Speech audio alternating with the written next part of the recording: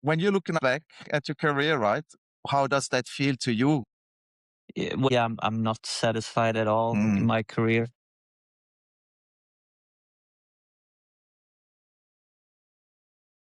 He made it. So why wasn't it enough? 99.999% of us, Rickard Kahlberg, had the dream career. Tiger Woods win the Hmm. 97 Masters. Hmm. So I always been, I want to win a major, especially the Masters. So it felt like that was kind of aiming for the stars, and I kind of, stopped in heaven somewhere. But you're starting to get a little bit more perspective on it now, when you're still kind of happy on your career, looking back at it. But yeah, are you satisfied? No, I wanted more. This is the contradiction. From the outside, he made it. From the inside, it wasn't enough. And that's uncomfortable.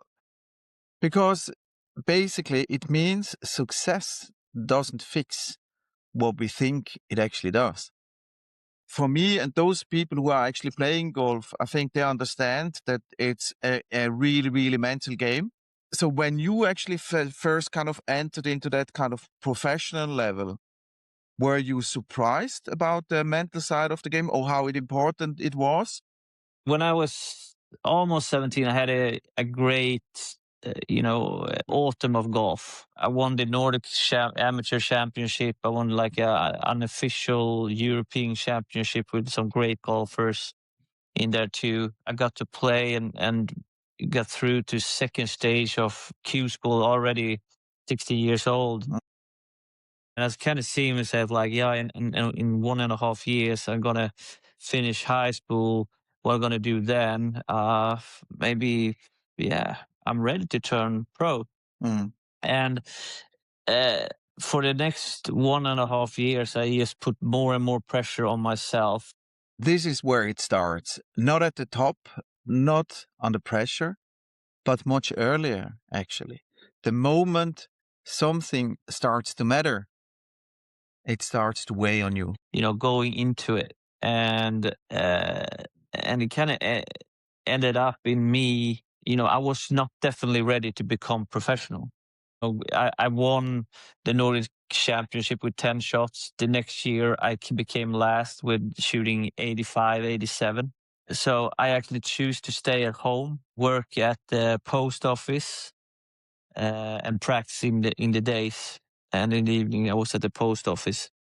And just worked hard at it. I turned professional then, 90 years old, and I kind of already had 1 year of experience just of placing my mind in that kind of box.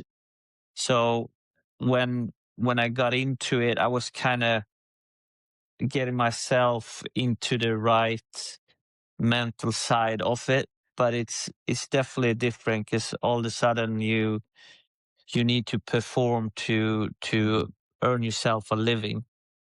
You have to get, and in the start of the career, as where I was, you need to work with the sponsors. You need to do a lot of things to make it work. You plan travel. It's quite a huge step coming from the amateur side, because then you don't really plan the travels. You don't really need to think about the economics, because maybe your club pays for it, or you get some money for that, or the federation helps you to go on the international. So for me, it developed over, even before when I put my mind into it. Looking at the super pros, right? They all have mental coaches, right? Who was even present at the tournament. Yeah. When I was 17, 18 there, and turning professional at 19, I got through it without a mental coach. A few years later, the mental coach was my savior to really get me to the next level. I can imagine. In Sweden, you have this, I don't know, they changes the name all the time a little bit, right? But it has a dedicated own kind of tour level, or kind of amateur kind of, I think it's a step between, or the next step is into the challenge tour, I think. Yes, so the Swedish golf tour is a part of something called the Nordic League.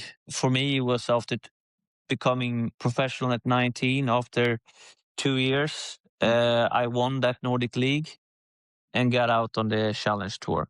I was really happy with that achievement. And, Mm, looking back at that now, I'm really happy about the choice I made of not going to college, for example. That I was home in a safe environment where I had friends. I was at this driving range, great driving range in the mm, winter, but mm, you can't compare it to. I had a choice to go to Arizona State University, mm, um, where Jon Rahm comes from. Phil Mickelson is in like fantastic place.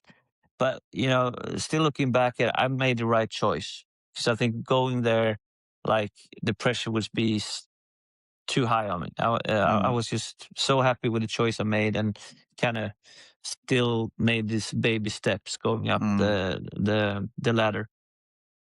I'm not entirely sure if you remember that, but I mean, what was the difference on between the people who are part of that Nordic League who weren't actually making it and the ones making it?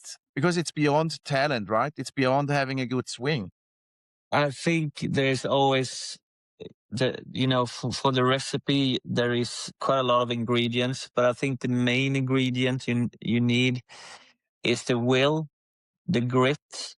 Those kind of are the main ingredients. You still need, you need to hit the ball good enough. You need to, have a sufficient technique to kind of produce the shots you need to hit. But you can fix that with the will, the grit. Um, I think that is the main ingredient why you stay somewhere. Mm. Definitely. When you really kind of had the feeling, now I'm in a flow, now it really works. How could you stay calm and when it really was bad? I mean, how could you kind of like refocus and revisit? Was there kind of techniques that you applied or just talking to your caddy or? I know some people talk about in sports and in golf and everything about a a state of mind. They kind of just had the flow and don't really remember what happened. Mhm, For me, I can't really say I had it like that in the professional part. It felt like I was very aware what was happening and trying to work with myself in the round, between shots, and also over the ball. I was always between the shots. I was trying to get the mind off golf. That was something I learned very quickly to really like take the pressure out of myself of just overthinking stuff. But then getting older, I was more and more getting just like, okay, I'm feeling the pressure all the time. It's very easy to take a too quick of decision, get out of your routine. And I realized it's just a part of it. It's just a mhm, part of it. mhm, And the more I realized that, the more I kind of could relax and don't think about too much. There's 9 holes left, there's 3 holes left, or whatever. You just keep on playing. I felt like through my career, I was very aware of where I was in while I was playing. I was mhm. never in a state of flow, for No. example. I think the ups and downs, like the Mm, first, we were talking a little bit about a mental coach as well, and I just want to uh, say that I had after the second year on the Challenge Tour, I had a huge dip again, coming with this, swinging dip again. I felt so much pressure, and that's when I started to work with a mental coach, and you're starting to see myself from within myself, uh, making putts, making shots, and everything like that. And that I was actually practicing for something above that I actually was. I was not, seeing myself just like a kid. You're seeing yourself. I was running around, holding putts like Tiger Woods when I was 11, 10. Uh, and I was coming back to that again. And this was the second year on the Challenge Tour and the end of it. Um, and in the end of that season, I kind of came in into a better kind of confidence again. Even I finished like 100 on the Challenge Tour. But I got some got some help from some sponsors, and I went to the Asian Tour Q school, and I got through that. And in the second event, I won in India. Talking about the ups and downs in your career, but it's also one of the things that I'm most proud of, like coming back from those. So you won the Asian Open, but the next year you went to the DP Tour, correct? I won in India, and this event I remember it. I had like 3,000 euros in my pocket, events left to play. This is the shift. When there's nothing left to lose, pressure disappears, and that's when performance comes back. Not when you push harder, but when you finally let go. Okay, I play these events, and I need to go back to work because I don't have any money left. And I'm fine with that. And it kind of gave me the relief, even if I was nervous as hell. I got through it, and I won that event, and it gave me like $50,000.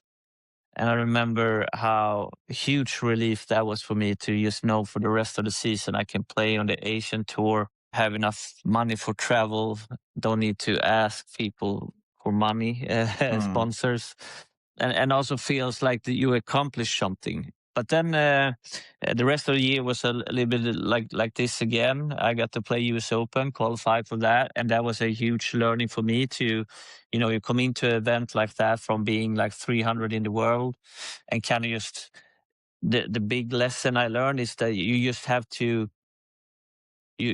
take up space. You just have to show that you earn this spot and earn that space. Don't feel ashamed. After the Italian Open, right? Then a real big dip started again. Yeah. Did you feel that beforehand that something is off and it's actually even worse than before, or did you think first it was exactly the same? Okay, that's just the normal struggle. I just have to put in more work and I have to, grit and mindset and get it in, or did it feel different? This is where it turns. What looks like discipline becomes pressure. What feels like ambition becomes obligation. And that's where things start to break. So what kind of happened was that I started to get these flu symptoms all the time. Some doctors thought like, this is very close to like having a Lyme disease and so on. In the end, if you look back on that whole year, 2017, it was kind of I changed clubs as club sponsor. I changed clothing brand. I really want to take the step going into top 50 in the world solidly. 2016 was a really great year for me, moving into the top 100 in the world. And I was not playing well. And then this kind of happened in the middle of the season, and I couldn't, get out of it. The grit and the will was maybe too much. I took like 6 paracetamol and 3 ibuprofen every day for 100 days just to, go through and be able to practice and play. And that then is where grit and will maybe took over too much. You don't listen to the body. And also you feel the responsibility for the new really good contracts, the sponsors. It was a lot. And I also had I had my twin daughters who were then 1.5 years old. It was a lot packed in that year that happened. And then is where I learned that the will and grit also needs some balance when health comes in, and there is where it went wrong for me, and something I learned from going forward, because I was out for 1.5 years after that. Yes. So for half a year, I couldn't get out of bed. That's where it breaks. Not because he stopped, but because he didn't. So his body did it for him. Do you think that the whole thing was started by the burnout, so that it was from the beginning burnout symptoms, or was it because you were sick and then you tried too hard and then you ran into burnout? The main issue was the burnout. I can tell you that for Mm, 100%. mm, You know, uh, you didn't have time to be sick. You had your goals, you had your sponsors, you had all these kind of things you want to achieve, and you had the family, and you want to be a super dad and be a present for them as well. And it was just too much. mm, It was just too much uh, mm, for me to handle, and mm. so definitely the main thing was the burnout. I can be super open here. I mean, I had a burnout as well, not from sports, obviously, but I was pushing myself as well in work too hard. Mm. But for you, your career and your kind of ambition was always golf. And how was it for you to kind of kind of rebuild yourself? Because you started after that again, right? Yeah, I think it's back to the will. I needed to change a few things, but a lot had to do with starting a routine. This is a good level of amount of practice, and I went really into that kind of mode, and that kind of really got me into to get the energy to play better golf again, and also get me back on the feet to play good enough on the DP again. In hindsight, I mean, that's one of the things that I always kind of question myself. So first for me, I find out a little bit later after the burnout that I had ADHD, which was probably even the underlying reason that I even got the burnout. For me, I'm always a little bit always even now on the edge of the balance, and I'm always close to Mm, tipping over, and then I'm tipping over. Then I need a couple of weeks kind of slowing down, and then I feel confident, and then I skip all the all the things I should do, kind of move mm. and meditate again, and then so how is but you could hold that kind of structure quite rigidly then. No, because I kind of also, in a sense, understand that there's some ADHD in me as well. So I kind of just like for the, for the part that has to do with the golf, I kind of managed it pretty well. But it was really tough. Mm, It was really tough. And as the years like 19, I got my card back, and then to 2021, I remember I finished second at the Irish Open, and that was, one of the best results I had since I was coming back, and was the best result I had after coming back from the burnout. And I just remembered how I felt exhausted in the, from the, because you don't really feel that you are yourself in a mm, sense. So it, it was it was tough, but there was the will, mm, and when you got a result from it, where you kind of, you're getting this kind of dopamine kick from all that kind of stuff. So you mm, kind of, for some time moving forward, you can keep doing it, in a sense. But mm, it's, 100% for me as well.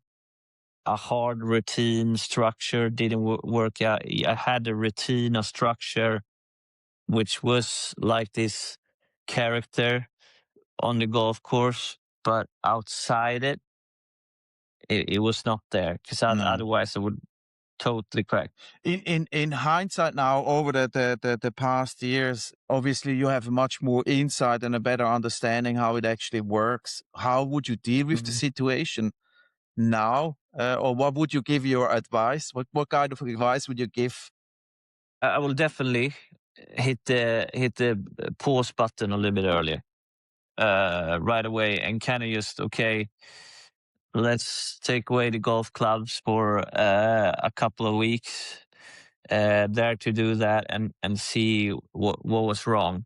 Coming down the end of it, I know I had like testosterone like an 80-year-old, hitting that pause button to kind of, doing those tests as well. Also listen to the people around me, because they, my wife, the team, the agents, everyone, just because I think if you are in the right environment, for playing, we're to make it as easy as possible to practice at the level you want. So there is definitely a few things I will done differently, and I learned a lot, and moving forward as well in life. Yeah, I think that's quite important actually. That let it go, right? I think reflect and kind of try to find the spots that you would want to improve, but then also let it go, and not being too harsh on yourself, right? Again, your identity has been tied so much to the golfer, Rickard Kahlberg, the golf professional, right? Could you when did you start to actually separate Rickard the person as the Rickard the golfer?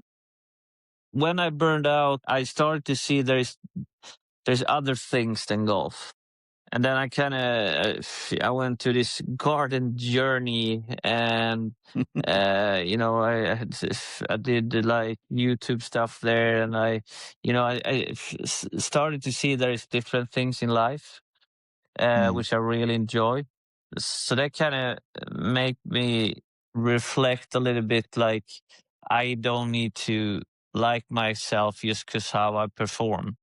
This is the real shift. Not performance, not results, identity. Who you are when you're not achieving. But I feel just because I had the experience back when I burned out, that there's other things in life, and I think like, and if I just put the effort to it and do the things I love, I have fun. And that I think feels for me is more important than being Rickard the golfer, or at least for me. I never felt like the things you didn't do when you were young in your youth, like you were 14 to 18, that you were not out partying with your friends as much, and you were not that socializing because you were so focused in golf that you actually missed something. I never felt like I missed something. No. I just had fun. I had really fun with golf and becoming as good as I could with golf. And I had the drive, I had the will, and that was so fun. So I don't feel I missed something because of it. And I think that's the reflecting I'm taking back now. You have to move on. It's time for the next chapter, and find something new that is fun. But once again, it's hard when you kind of are in this, space of time where you don't really know where to go. There is some other things now that I see is very fun. I see this youth coaching as one of them. You communicated that 8 weeks ago, approximately, right? Roughly on Instagram, that you kind of like stepping away now. Was it relief, or was it kind of like now it's out there and now I can relax and can I focus on new things, or was it tough to actually do that? It was definitely tough. Definitely tough because I was really up and down with everything. But when you do it, I think it's definitely a relief, because people are wondering what you're going to do the next year, the next season. And also, there's a lot of how you work. You have your goals you do for the end of the year all the time, especially, and all of a sudden you sit there, and you don't really have that. And now, and when when you do some kind of statement like that, you can like, okay, I don't need to focus on the goals for this next season. I can just focus on being a little bit more here and now.